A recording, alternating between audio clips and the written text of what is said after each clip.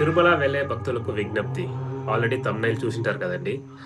ఎవరెవరు ఆగస్ట్ నెల Tirumala trip plan చేస్తున్నారో, సర్వదర్శనంకి వెళ్ళాలనుకుంటున్నారో, ఎస్ఎస్‌టీ టోకెన్స్‌కి క్యూలో నిలబడాలనుకుంటున్నారో, రూ. 300 టికెట్ బుక్ చేసుకున్నారో ఆగస్ట్ నెలలో, వాళ్ళందరికీ ఇదొక బ్యాడ్ న్యూస్ అని చెప్పొచ్చు.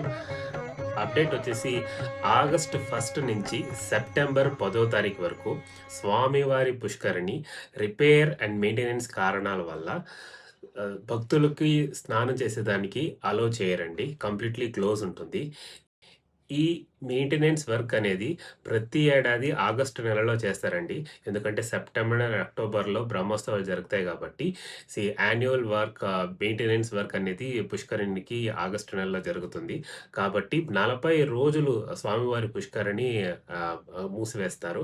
యాదే భక్తులకి అలో చేయరు. ఈవెన్ హారతి కూడా ఇవ్వరు. సో, ఇక్కడ ఇంపార్టెంట్ ఇన్ఫర్మేషన్ నేను ఈ వీడియోలో చెప్పాల్సింది ఏమంటే సెప్టెంబర్ నెలలో స్వామివారి దర్శనం వచ్చేవాళ్ళు స్వామివారి సెలకట్టి బ్రహ్మోత్సవాలు జరుగుతున్నాయి. అది సెప్టెంబర్ 15థ్ నుంచి సెప్టెంబర్ 23నే తారీఖు వరకు స్వామివారి బ్రహ్మోత్సవాలు జరుగుతాయి. సో, సెప్టెంబర్ 15థ్‌కి ముందర సెప్టెంబర్ 10వ తారీఖు నుంచి స్వామివారి పుష్కరిణిని స్నానాలకి అలో చేస్తారు. సో, ఈ ఇన్ఫర్మేషన్ గుర్తుపెట్టుకోండి. సెప్టెంబర్ 10వ తేదీ వరకు ముందస్తు జాగ్రత్తల కారణంగా శ్రీవారి పుష్కరిణి మూసివేయబడుతుంది. ఈ 40 రోజులు స్వామివారి పుష్కరిణి హారతి గాని, అదేవిధంగా భక్తులకు పుష్కరిణి కి అనుమతించరు. అంగ ప్రదక్షిణ టికెట్స్ ఉన్న వాళ్ళకి కూడా ఈ పుష్కరిణిలో అనుమతి ఉండదు. సో, పుష్కరిణిలో పోయి స్నానం చేసుకొని స్వామిని దర్శించుకోవాలని అనుకునే వాళ్ళు, ఆగస్ట్ నెల వెళ్ళేవాళ్ళు ఈ ఇన్ఫర్మేషన్‌ని గుర్తుపెట్టుకుంటారనుకుంటాను. ఇది ఒక బ్యాడ్ న్యూస్. కానీ యాస్ యాన్యువల్ మెయింటెనెన్స్ టీటీడీ వాళ్ళు ఈ స్వామివారి పుష్కరిణిని క్లీన్ చేయాలనుకుంటున్నారు అండ్ మరమ్మతుల పనులు జరగచ్చాలనుకుంటున్నారు.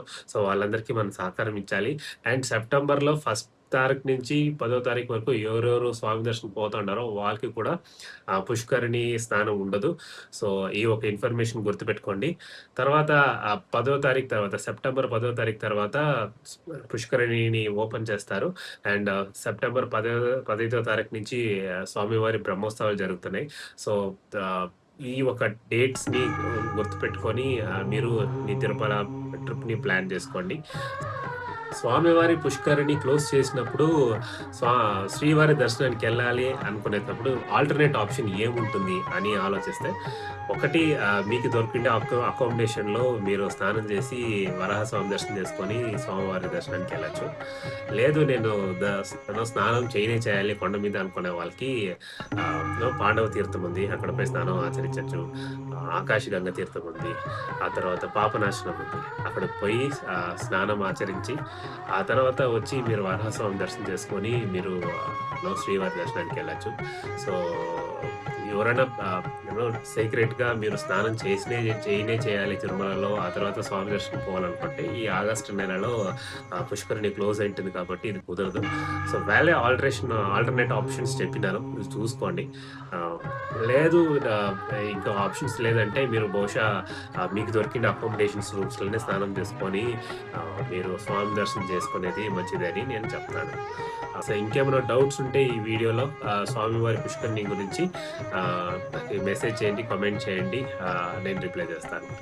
ఓం నమో వెంకటేశాయ. గోవిందా గోవిందా.